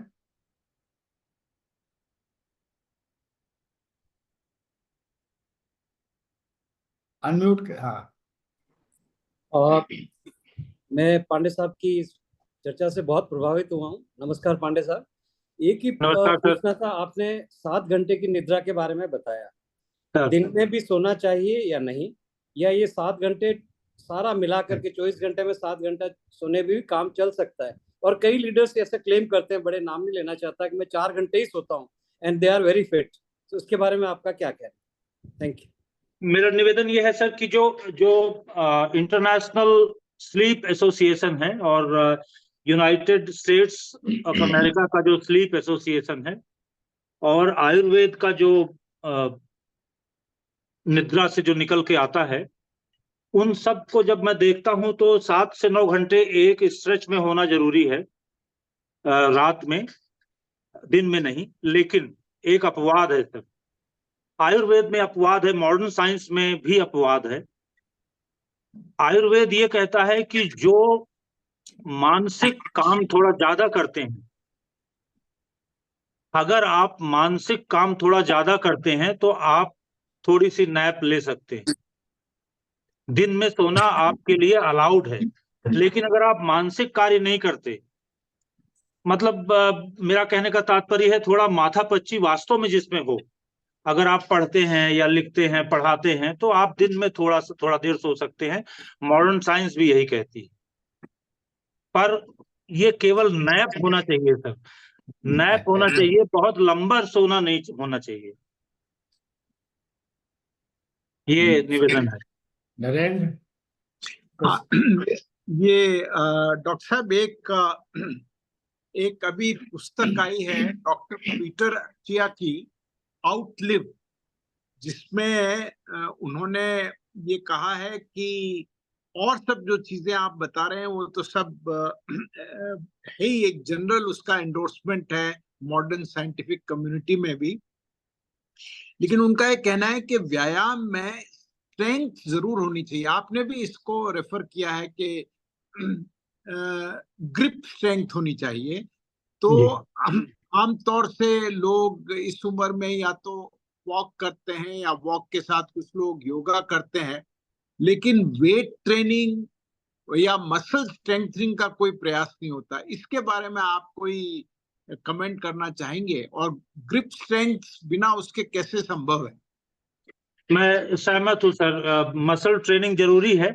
और जो कम सबसे आसान सा जो इसमें हाथ का जो एक्सरसाइज है, वो तो नाती पोतों से पंजा लड़ाते रहना चाहिए। एक तो ये है, मैंने ये पाया है। और दूसरा, अगर हो सके तो जैसे कहीं थोड़ा सा लटक लिए तो हाथ वाला ये हो जाता है। अगर जो लोग जिम जाने के आदी हैं, अगर वो थोड़ा सा वेट ट्रेनिंग करते हैं तो बहुत ही अच्छा है, लेकिन उसके साथ ये भी करना जरूरी है सर कि हम एक पांव पर खड़े होने का प्रयत्न करें, क्योंकि एक्टिविटी ऑफ, जैसे एक मैं कोशिश करता हूं आपको इसको बताने की कि हम जैसे ऐसे हाथ हमने कर रखा है और हमें शांतिपूर्वक ऐसे उठ जाना चाहिए। फिर कहने का मतलब यह है कि कुर्सी से उठते वक्त हमको उसको हाथ नहीं लगाना चाहिए, ऐसे करके सीधे हम ऐसे उठ जाएं। ये आदत में रखना चाहिए सर। वेट ट्रेनिंग लेकिन बहुत जरूरी है, आपने दुरुस्त याद दिलाई। पर वेट ट्रेनिंग के लिए, जैसा आप जानते हैं सर, एकदम से नहीं चालू करना चाहिए। जो लोग आदी नहीं है इसके, उनको बहुत ही कम से 1-1.5 किलो से शुरू करना चाहिए। क्योंकि क्या होता है सर कि बुढ़ापे में वात का प्रकोप बहुत रहता है, तो वात के प्रकोप में हम अति उत्साह में आ जाते हैं एकदम। तो किसी से लड़ेंगे तो ठीक से लड़ने का मूड बन जाता है अचानक, तो या कोई काम करेंगे तो ऐसा लगता है कि अरे तुम क्या बात कर रहे हो भाई, हम कर लेंगे यार, छोड़ो यार। खासकर अपने बच्चे अगर गलती से आके कह दें कि क्या पापा जी आपका दिमाग खराब हो गया है, तो फिर समझिए कि ना खराब होगा तो खराब हो जाएगा। तो निवेदन मेरा यही है कि धीरे धीरे इसको आगे बढ़ा जाए सर। लेकिन वेट ट्रेनिंग बहुत जरूरी है। घी खाना अनिवार्य है सर।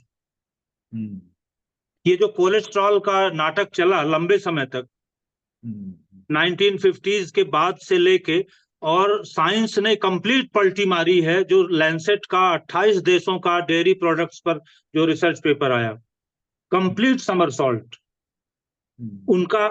उनका कंक्लूजन ये है कि 28 देशों की इस स्टडी में कि उनके पास इस बात का कोई प्रमाण नहीं है कि घी या दूध या पनीर खाने वाले जो है वो उनको कार्डियोवैस्कुलर डिजीज ज्यादा होती है बजाय किसी और की।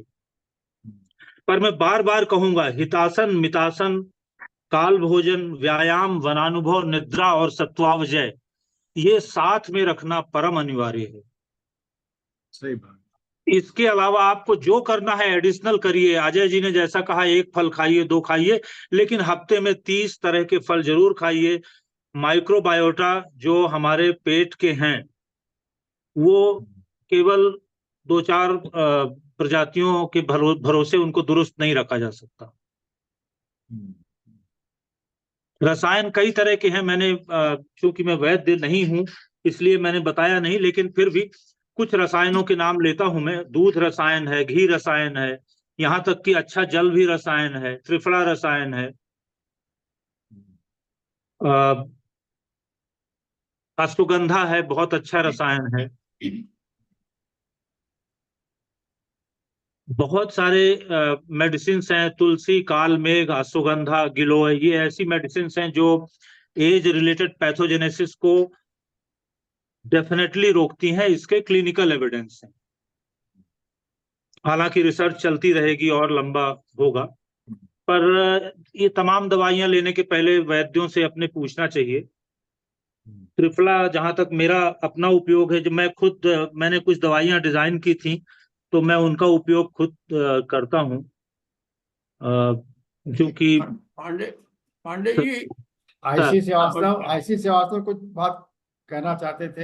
हाँ सर मैं पूछना चाह रहा हूँ कि ये जो फ्लू के इंजेक्शन वगैरह लगाए जाते थे कोविड के, और एक परपोलिसिस इसके लिए भी लगाए जाते थे, इसके बारे में आपको क्या कहना है?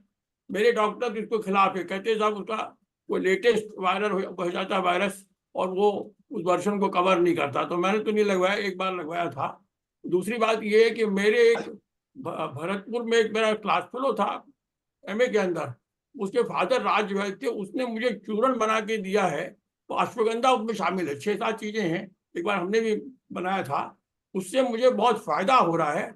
और आंवला भी मैं रोज लेता हूँ, जो हनी वाला आंवला है, तो उससे मुझे फायदा होता है। मुझे जुकाम खांसी अभी पिछले 1-2 साल से नहीं हुई है। यूँ मेरे को तकलीफ तो चलने में है और दूसरी चीजें हो सकती हैं, लेकिन ब्रीदिंग भी मामूली है। लेकिन ये मैं समझता हूँ मुझे इम्यूनिटी उससे मिली है। इम्यूनिटी के लिए मतलब जो आपके 6-7 मिश्रण है, चूर्ण है, उसमें 2 चम्मच मैं रोज लेता हूँ। और बना के बेचारा भरतपुर से भेजता है, हमेशा 2 साल से भेज रहा है, तो मैं समझता हूँ मुझे उससे इम्यूनिटी मिली है। और त्रिफला तो जो नमक बहुत होता है, त्रिफला के अंदर नमक डाला जाता है, तो त्रिफला बहुत अच्छी चीज है, पर वो तो पेट के लिए ज्यादातर उसका ये है, उसके कॉन्स्टिपेशन के लिए। हाँ डॉक्टर। राजेंद्र जोशी जी, आपको कुछ कहना है? मेरी आवाज आ रही है सर? हाँ, आ रही बोली। हाँ, पांडे साहब नमस्कार। मैं इस ग्रुप से अभी रिसेंटली ही जुड़ा हूँ। राजेंद्र जोशी नाम है सर मेरा। बहुत अच्छा आपका रहा आज का सेशन। ओल्ड एज के अंदर प्रोटीन की बहुत इंपॉर्टेंस बताई जाती है। जिससे भी बात करें, डाइटिशियन से या किसी से भी, तो वो कहते हैं कि प्रोटीन खाना चाहिए, प्रोटीन खाना चाहिए, प्रोटीन बिना स्वस्थ नहीं रह पाएंगे। और वेजिटेरियंस के लिए एक बहुत बड़ी समस्या है, क्योंकि ज्यादा से ज्यादा दाल और हद से हद पनीर।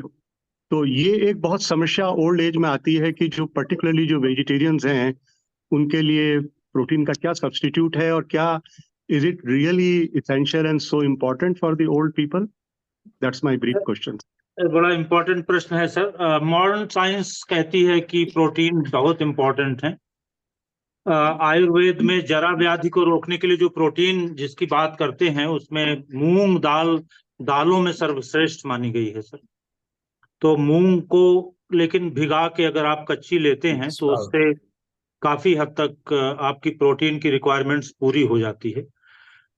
दूध साथ में अनिवार्य है, लेकिन बात वही है कि काफी सारे लोग पहले पूरा भोजन कर लेते हैं फिर दूध भी उसके ऊपर से, तो वो थोड़ा सा आपको मात्रा देखनी होगी।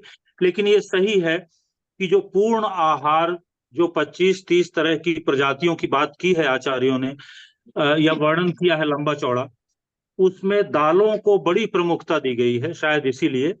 दूसरी बात, जो लोग नॉन वेजिटेरियन हैं उनके लिए मैं कहूंगा, आचार्यों ने कुक्कुट मतलब मुर्गा को वल्य माना है। जैसा मैंने कहा कि आयुर्वेद एक साइंस है, उसमें कोई ये वेज नॉन वेज जैसा कोई चक्कर नहीं है। तो कुक्कुट को बड़ा वल्य माना है, तो जो लोग ले सकते हैं उसको, उनके लिए काफी उपयोगी है। और हमारे जैसे लोग तो केवल मूंग की दाल पर निर्भर हैं, कच्ची मूंग की दाल हम आनंद लेते हैं, चना कभी कभी थोड़ा बहुत ले लेते हैं, पर है बहुत जरूरी सर। आपने बहुत अच्छा याद दिलाया। प्रोटीन कच्ची मूंग की दाल को स्प्राउट कर लेते हैं, स्प्राउट करके भी बहुत अच्छा बन जाता है सर। और राकेश जी, आपको फिर कुछ और पूछना है क्या? नहीं सर, ये पांडे साहब ने बताया था वाटर फास्टिंग पे ना, तो एक मेरठ की संस्था IASS करके वो बहुत अच्छा काम कर रही है। वो नवरात्रा में 9 दिन वाटर फास्टिंग कराती है। 25-30 किलोमीटर उन साधकों को रोज पैदल चलाती है। 200-250 किलोमीटर की यात्रा भी कराती है साथ में। And the doctor has tried to prove in front of IMA, Indian medical association, कि भोजन से हमें एनर्जी नहीं मिलती है, भोजन से हमारे शरीर का निर्माण होता है। और वो 25 से 30 किलोमीटर चले बाद भी एनर्जेटिक रहते हैं और पूरे 7 दिन 8 दिन दिल्ली, मेरठ से दिल्ली तक की यात्रा निकालते हैं। और वो ऐसा कई सालों से कर रहे हैं और वो पूरी एक रजिस्टर्ड संस्था है, हेल्थ पे काफी काम कर रही है। और उसके अलावा मैं दूसरी चीज ये बता रहा था, डॉक्टर साहब कहते हैं ना कुछ लोग खाली पानी पे जिंदा है। नहीं, there is one community known as Breatharian, जो इवन पानी भी नहीं पीती है। इफ वी गूगल एंड डालें ब्रेथेरियन, तो ऐसे लोग आ जाएंगे, उनके इंटरव्यूज आ जाएंगे। 10-10, 20-20 साल से इन्होंने पानी तक भी नहीं पिया है, खाना तो दूर की बात है, और वो फिर भी जिंदा है खाली सांसों और ऑक्सीजन पे। उस पे कई डॉक्टरों ने एक्सपेरिमेंट भी किए हैं, अपने यहाँ ले जा के चैम्बर्स में बंद भी किया कि संभव नहीं है बिना पानी के जिंदा होना, बट हम बिना पानी के भी खाली ऑक्सीजन पे जिंदा रह सकते हैं। वैसी कम्युनिटी नोन एज ब्रेथेरियन, सांसों पे जिंदा कम्युनिटी कहलाती है। तो बिना पानी के भी जिंदा रह सकते हैं। It is only a matter of practising ourselves, मन को उस रूप में प्रैक्टिस करना पड़ता है, दैट्स ऑल। तो दे ऑल इज पॉसिबल। देखिए, लेकिन आपने मेरा जो बात कही है, आप पांडे जी ने पहले शुरू में कहा था कि आयुर्वेद में और जो मॉडर्न साइंस जिसको हम कहते हैं, उसके अलावा जो पद्धतियां हैं उनमें उतना साइंटिफिकली रिसर्च नहीं हुई है, साइंटिफिक डॉक्यूमेंटेशन नहीं हुआ है, साइंटिफिक ट्रायल्स नहीं हुए हैं। ये इसकी एक कमी है। ये कहना है कि कुछ लोग इस चीज से जिंदा रह रहे हैं, कुछ लोग इससे जिंदा रह रहे हैं, उससे कोई, मेरे हिसाब से कोई माने नहीं है जब तक एक साइंटिफिक स्टडी नहीं हो। और आपने खुद ही कहा था कि अपना अपना आयुर्वेद जो है वो पर्सनलाइज्ड है, पर्सन पे बेस्ड है। कौन आपका वैद्य है, कौन उसका क्या एक्सपीरियंस है, उसके आधार पे वो आपको प्रिस्क्राइब कर देता है। अनलाइक मॉडर्न साइंस जिसमें कि बहुत सिस्टमेटिकली स्टडीज होती हैं, उतना मेरे ख्याल से आयुर्वेद में नहीं हुई हैं, ना हो रही हैं। वो एक उसकी कमी है जो मेरे ख्याल से होना चाहिए, क्योंकि मॉडर्न साइंस तो अभी नई चीज है। और इसमें भी जब पेनिसिलिन आने से ही मैं मानता हूँ कि मॉडर्न साइंस की कुछ इंपॉर्टेंस हुई है, वरना कुछ नहीं थी। वरना हम मछली से होमो सेपियन बन गए इन्हीं नेचुरल चीजों के ऊपर और जड़ी बूटियों से ही डिपेंडेंट होकर बने। तो वो बहुत इम्पोर्टेंट है। मेरा प्रश्न पांडे जी अभी अनुत्तर सर 2 प्रश्न पूछे थे, एक इम्यूनिटी के बारे में और ये फ्लू के इंजेक्शन और इसके बारे में। सर मैं निवेदन करूं, क्योंकि फ्लू का इंजेक्शन में दोनों पोजीशन निवेदन कर देता हूं। मॉडर्न साइंस तो ये कहती है कि इसको लगाना अनिवार्य है, और आयुर्वेद में युक्तिकृत बल पर जोर है। स्ट्रेटजी के आधार पर आप अपने बल को बढ़ाते हैं, जैसा आपने युक्ति जो इम्यूनिटी बढ़ाने के लिए उस पाउडर को उपयोग किया। दूसरी बात यह है सर कि ये सही है कि जो 2-3 तरीके से वैक्सीन बनाई जाती हैं, उनमें हर वैक्सीन हर वायरस के विरुद्ध प्रभावी नहीं हो सकती। लेकिन जब आपकी इम्यूनिटी मजबूत है तो फिर वो हर वायरस के विरुद्ध प्रभावी हो सकती है। या उदाहरण के लिए एक मैं अपना उदाहरण दूंगा। कोविड-19 के समय ये हुआ कि जब तक आप मॉडर्न मेडिसिन नहीं खाएंगे तब तक आप बचना मुश्किल है। तो मुझे दोनों पहली वेव में भी दूसरी वेव में भी हुआ, और उस समय मेरी पोस्टिंग थी एज सेक्रेटरी एनवायरनमेंट। तो हमारे डॉक्टर ये डरते थे कि अगर आपने दवाई नहीं खाई तो सरकार हमको ये कहेगी कि तुम्हारा एक सेक्रेटरी दवाई नहीं खा रहा है। तो उनकी संतुष्टि के लिए मैंने कहा आप बोल देना दवाई है। बाकी मैंने अश्वगंधा, तुलसी, कालमेघ और गिलोय से ही ठीक किया इसको। अजय के ध्यान में है, और तीनों बार ठीक किया। इसके अलावा एक ग्रुप है हमारा, 700-800 सिविल सर्वेंट्स हैं जो मध्य प्रदेश ओरिजिन के, IAS, IPS, Indian forest service, Indian foreign service, central services. उसमें हमारे एक बैचमेट उस वक्त दिल्ली में जो BSF है उसके डायरेक्टर जनरल थे। तो हमने यहाँ जो दवाइयाँ अपने कल्याण के लिए निर्मित की, उसको वो सुबह उठवाते थे घर से, और पूरे देश में जहां जहां हमारे बैचमेट्स या मतलब ये जो ग्रुप वाले लोग थे उन तक भेजते थे। We have evidence of more than 300 persons और फैमिली मेंबर्स और ऑफिसर्स जो भी कह लें, जिन्होंने लिया, उनमें से नन ऑफ देम डाइड, और none of them today has any what you call post covid challenge. तो ये एक, लेकिन ये प्रमाण नहीं है अपने आप में। मैं आप सबसे निवेदन करूंगा, जब तक हम इस रिसर्च को अभी और पब्लिश नहीं करते, 2 पेपर पब्लिश हुए हैं लेकिन उसमें उतने में प्रमाण नहीं कहलाएगा, केस स्टडीज हैं, अभी तो बहुत बार और देखना पड़ेगा। तो ये मेरा निवेदन है सर। संक्षेप में आपके पहले वाले उत्तर को मैंने गोल मोल दिया है, क्योंकि एक साइंटिस्ट होने के नाते उसको मुझे नकारना बड़ा मुश्किल हो रहा है। लेकिन जो साइंस है वो ये पक्की तौर पर आपकी बात को सिद्ध करती है कि हर अलग वायरस के लिए हर बार अलग वैक्सीन बनानी पड़ेगी आपको। आप रीपर्पजिंग कर सकते हैं कुछ वैक्सीन को, अदरवाइज, क्योंकि कोरोना वायरस और कॉमन कोल्ड वायरस में कोई ज्यादा अंतर नहीं है, मामूली सा अंतर है सर, मामूली सा अंतर है। और हो सकता है कि कुछ दिन बाद कोरोना वायरस भी हमारे कोविड-19 भी कॉमन कोल्ड जैसी हो जाए। तो आप तो जो ले रहे हैं सर वो ज्यादा ठीक है, उसको लेते रहिए। मतलब व्यक्तिगत मेरी राय तो यही है कि आपने फिट रखा है आपको, और आपकी ग्रिप स्ट्रेंथ भी अच्छी है। मैंने हाथ मिलाया हुआ है आपसे, तो मुझे तो कोई चैलेंज नहीं लगता सर। जो इन्फ्लुएंजा का जो वैक्सीन है, जहाँ तक मेरी जानकारी है, वो हर साल नया बन के आता है, डिपेंडिंग के उस साल क्या कौन सा स्ट्रेन वायरस का वो एंटिसिपेट कर रहे हैं। तो कोशिश तो उनकी ये रहती है कि नए नए जो भी कोई वेरिएशन हो रहा है उसको निपटने का इंतजाम करें। फिर भी लोगों को हो सकता है मगर ले लेने में कोई हर्ज भी नहीं है, ले हर्ज लेना नहीं, चाहिए। It is an additional precaution, बाकी तो इम्यूनिटी। बिल्कुल सर। अजय गुप्ता जी कुछ कहना सर फाइनली मैं ये निवेदन करना चाह रहा था, पांडे सर से बहुत अच्छे से वाकिफ हूँ, और आयुर्वेद ने इनहेरिट किया अपने ग्रैंडफादर से। जो ये बात कर रहे हैं सर, 5-7 हजार साल पुरानी सारी चीजें, जब ये कॉलेज में आए थे तब तक तो इनको सारा आयुर्वेद का ज्ञान अपने दादाश्री से मिल गया, और उसके बाद में आप बन गए डॉक्टर। तो अब बात करते हैं आप एविडेंस बेस्ड। तो सर 5-7 हजार साल से अपन जो करते आ रहे थे, और इधर अपन दोनों एविडेंस की बात कर रहे हैं, तो एक बीच का रास्ता भी तो होना चाहिए सर।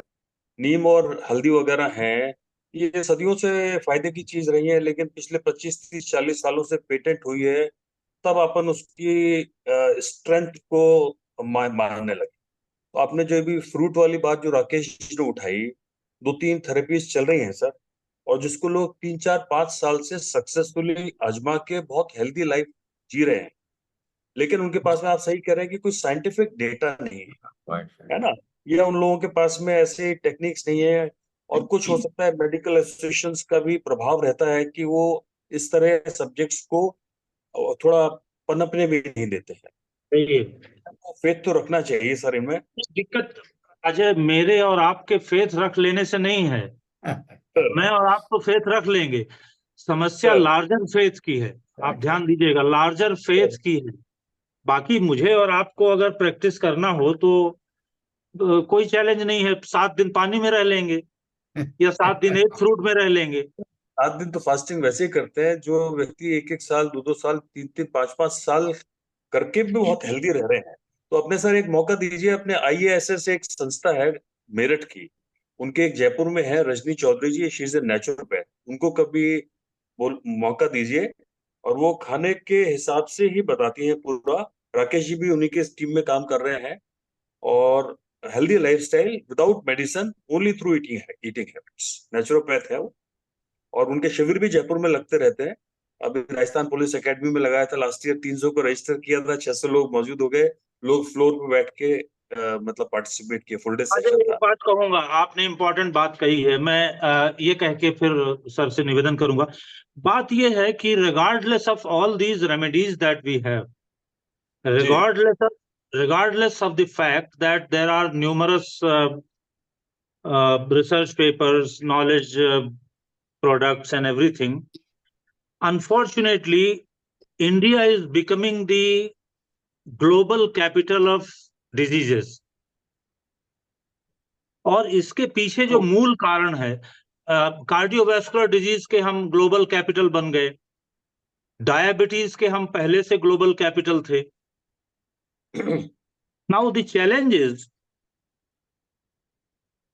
फिर से उसी पर आ रहा हूं कि हम, आप जैसे कितने लोग हैं जो किसी एक विधा को लेके आगे चल रहे हैं। आपने बेस विधा आयुर्वेद को माना, फिर आपने आगे बढ़े आप।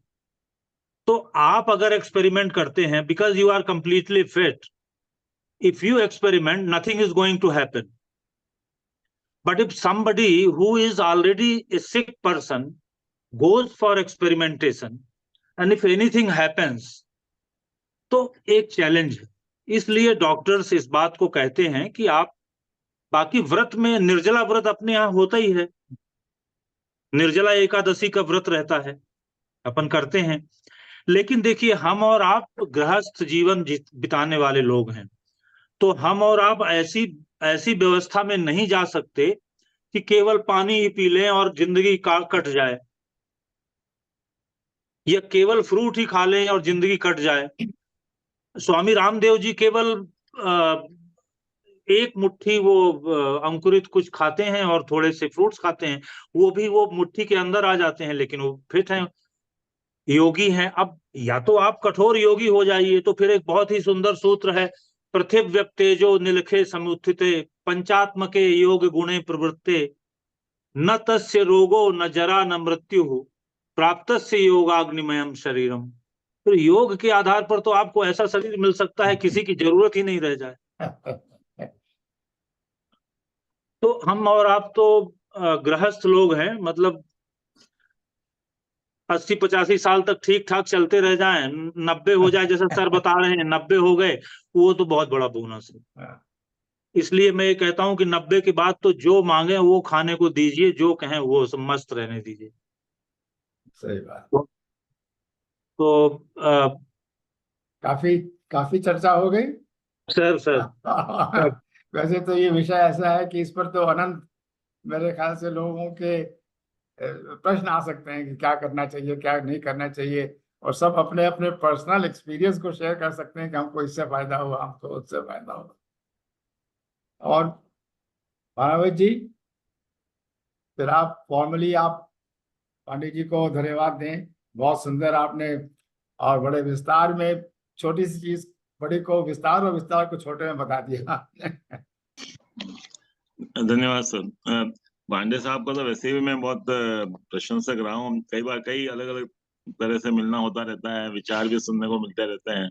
और ये बात, सबसे बड़ी बात जो निकलती है, मैं समझ पाया और हम सब लोग जो मान सकते हैं वो है, नकारात्मकता को दूर रखें, सकारात्मकता को अपनाएं, तो सारी चीजें उससे फ्लो करती हैं धीरे धीरे धीरे धीरे। और कोई भी परिस्थितियां आए और उसमें स्विचिंग ऑन और स्विचिंग ऑफ करने की जो ताकत है, जो अपनी क्षमता है, उसको बढ़ाएं, तो शायद नकारात्मकता का प्रवेश कम होगा। क्योंकि पूरी दुनिया तो हमें कहीं न कहीं तरह से लगता है कि सब बिल्कुल बेकार हो रहा है सारा, लेकिन जहाँ अच्छी चीज मिले उसको ग्रहण करें। पांडे साहब के बारे में भी मैं यही कहना चाहता हूँ, जो इन्होंने कहा है, कोई ऐसी बात नहीं है जिसमें दो राय हो सकती है। हर एक बात बहुत ही अच्छी है, जितनी हम उसमें ग्रहण कर सकें, जितना अपना सकें।